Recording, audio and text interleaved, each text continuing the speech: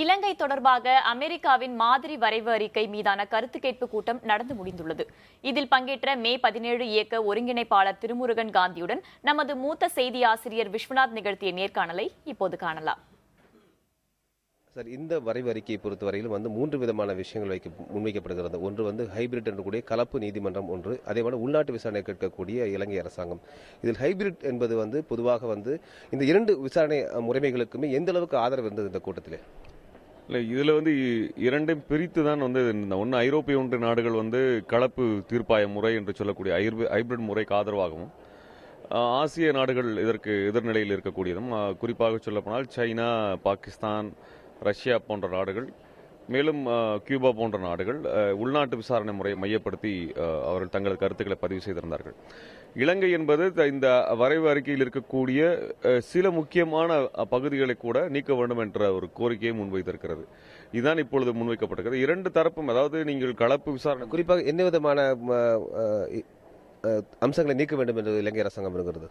இல்லை, சர்வதேச விதிகள் அல்லது சர்வதேச சட்டங்கள், அது மனிதநேய சட்டங்கள், மனித உரிமை சட்டங்கள், அது மட்டுமல்லாமல் இதை தவிர இலங்கைக்குள் தாங்கள் வாக்குறுதி கொடுத்திருக்கக்கூடியதான சொல்லப்பட்ட நல்லிணக்கம் சம்பந்தமான ஆணையங்கள் குறித்த விவரங்களை அதிலிருந்து நீக்கப்பட வேண்டும் என்று அவர்களை கேட்டிருக்கிறார்கள். இப்படிப்பட்ட சூழ்நிலையில் எந்த விதமான ஒரு பொறிமுறை ஒரு வாக்கெடுப்புக்கு செல்லும் என்று எதிர்பார்க்கிறீர்கள்? இல்லை, இந்த முறை தான் முன்வைக்க போறாங்க. இப்ப இருக்கக்கூடிய முறை என்னன்னா, அடுத்த இதை திருத்தி மறுபடியும் ஒரு அறிக்கை கொண்டாந்து வைக்க போறாங்க. அதெல்லாம் எதை திருத்திருக்காங்கிறத நம்ம பார்க்க முடியும். ஆனால் அடிப்படையில் இதுல பிரச்சனை என்னன்னா, தமிழர்கள் தரப்பை ஒரு தரப்பாக இதுவரை விவாதிக்கவில்லை. இன்னைக்கு கூட நடந்த கருத்து கேட்பு இந்த விவாத கூட்டத்தில் பாத்தீங்கன்னா, பொதுவாக நாடுகள் பேசியதற்கு பிறகு சிவில் சமூகத்தை சார்ந்தவர்கள் பேச அனுமதிக்கப்படுவார்கள், கேள்வி எழுப்ப அனுமதிக்கப்படுவார்கள். நேற்றும் அந்த நேரம் ஒதுக்கப்படவில்லை, இன்றும் அதற்குரிய நேரம் ஒதுக்கப்படவில்லை. ஹியூமன் ரைட்ஸ் வாட்ச் போன்ற மனித உரிமை அமைப்புகளுக்கு வாய்ப்பு கொடுக்கப்படும், நேற்றும் கொடுக்கப்பட்டது, இன்றும் கொடுக்கப்பட்டிருக்கிறது.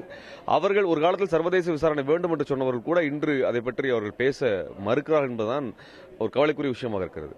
இந்த கூட்டத்தில் இந்தியாவுடைய நிலைப்பாடு என்னவாக இருந்தது?